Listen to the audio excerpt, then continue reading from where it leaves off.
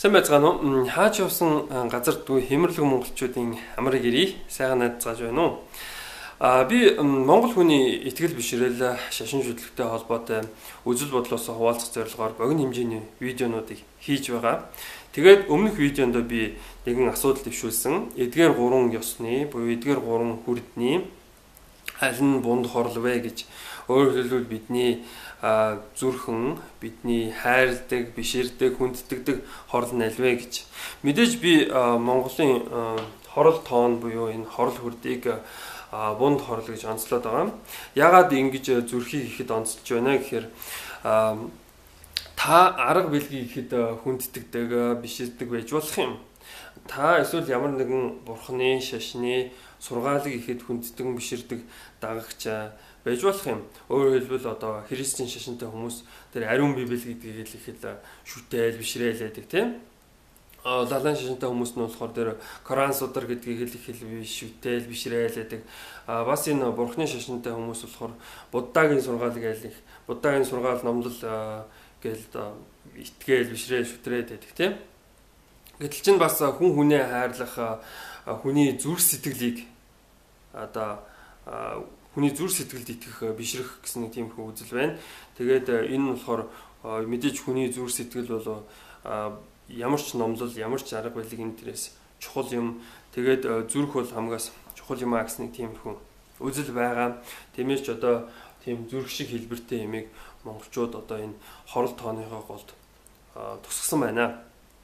Энийг бол тайлбарлахад маш амархан чи намайг хайрлана уу гэдэг шиг чи намайг тооно гэж монголчууд бас хэлдэг.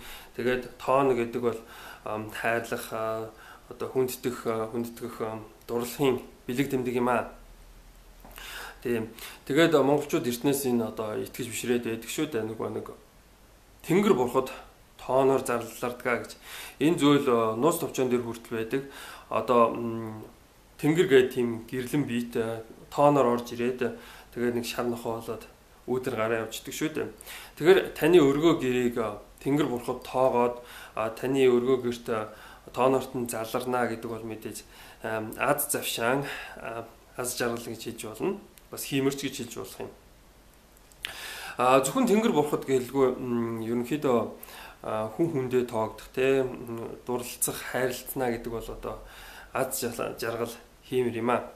Нэгэнт би энэ аз жаргал хиймэрийн тухай ярьж байгаа учраас би эдгээр 3 одоо жишээ нь ёс эдгээр 3 шашин хоорондоо жоохон тийм үзэл бодлын зөрөөтэй байдаг талаар ярьсан. Хятад одоо жишээ нь өөдлөх айлын өнгө буюу хиймэр нь тийм тухайн айлын дээвэртэй холбоотой гэдэг. Тэгээд дээврээ сайн засаж ингэж янзалж явах хэрэгтэй. Тэр бороо мороо ус мус гоожоогүй энэ төр гэж тийм. Нэгэнт монголчууд одоо жишээ нь дээвэр дээрээ тийм том ингээ тоон гэсэн тийм нүхтэй учраас одоо жишээ нь энэ одоо итгэл бишрэн бидний хувьд бол их утгачргүй юм. Бурхны шашинд болохоор тийм цагаан шүхэрт нь одоо сайн байх юм бол одоо жишээ нь та хиймэртэй одоо азтай байна гэж юм.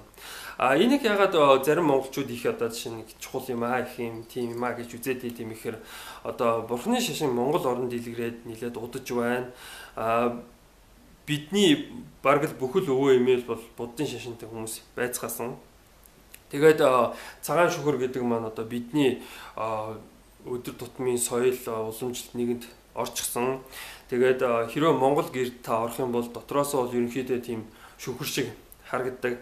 Гаднаасаа мэдээж нэг Монгол гэр цагаан байдаг шүү дээ. Тэгэл ерөнхийдөө Монгол хүн гэдэг чинь тийм цагаан шүхрийн дор амьдарч байна. Тэгээд тэр цагаан шүхрийн дор амьдрах нь ямар учиртай юм гэхээр та тийм саруул ухаантай байна гэж одоо буддын шашныхан үздэг. Өөрөөр хэлбэл тэнгэр бурхтууд одоо жишээ нь өвчин зовлон гай янз бүрийн барцад янз бүрийн юмыг би эдэн дээр илгээдэг гэж байгаа. Тэгээд тэр гай зовлонг нь цааш нь одоо жишээ нь одоо ойлгохын тулд цагаан шүхэр авч явах хэрэгтэй гэж байгаа. Тэгээд цагаан шүхэр авч явбал одоо жишээ нь галзуу солиотой болохгүй. Одоо таны энэ бодол оюун санаа чинь тунгалаг сайхан байх юм аа гэсэн маягаар тийм ярьдаг байхгүй. Тэ. Гэтэл чин тэнгэр бурхтууд заавал одоо жишээ нь муу муухай юм бас илгээхгүй, өвчин зовлон илгээхгүй. Тэнгэр бурхтууд бас мэдлэг, хиймэр, одоо авьяас, өшөө онгодыг бидэнд илгээж байдаг. Тийм учраас бид нэр одоо жишээ нь тэр бүхнийг л байнга л ойлгоодох нь буруу юм. Тийм учраас бид нэр цагаан шүхрийнхээ голд ийм тоон гэсэн нэртэй тийм нүхтэй байдаг. За тийм богино хэмжээний видео хийж байгаа учраас өнөөдрийн хувьд одоо энэ яриагаа өндөрлөе.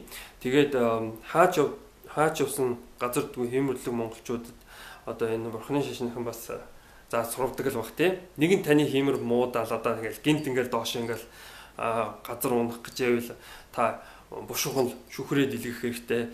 Тэгэл нэг шүхэр гэдэг чинь үлээ уналтыг зогсоодог шүү дээ тий. Тэгэл аврагт байх гэсэн маягаар тий. За тийм анхаарал тавьсан баярлалаа.